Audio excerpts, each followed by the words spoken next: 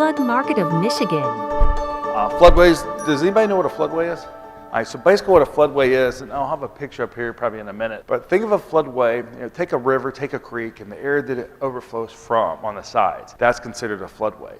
Traditionally, floodways didn't really have much impact on the National Flood Insurance Program, but a lot of those things have changed. We'll talk about those a little bit when we get to the flood insurance section, but just think of a floodway as an overflow area of if it's a creek, if it's a river. If this is the river right here, I would be the floodway. And so when we have people that are looking at buying properties or looking at building properties, they see floodway, they don't really understand exactly, hey, what does a floodway mean? What are my flood insurance options? Is it going to skyrocket next year?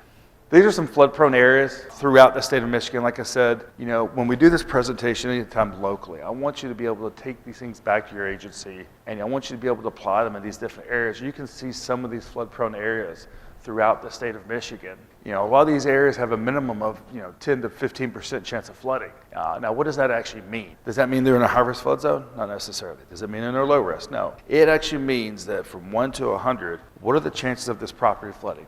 Is it because we're close to water? Is it because we have a negative elevation?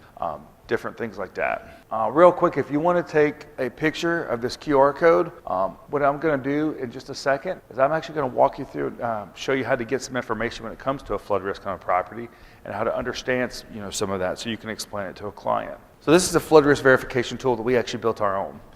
Has anybody gotten a call from a realtor at 10 o'clock at night and needs a home insurance quote?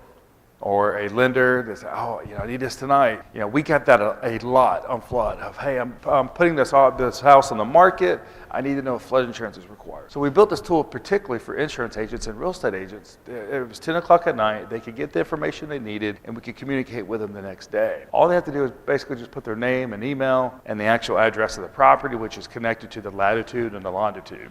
And so when they put all that in, then this is what you get, but I don't know if it's kind of hard to see the information there. But what it shows you up there is how close to water you are, what flood zone you're in, is flood insurance required, what's the replacement cost of the property, and the overall score from 1 to 100 on the chances of this property flooding. And then there's a video that kind of explains, what does this flood score mean? Because so many times the customers will pay attention to what are the flood zones, not what the actual risk is.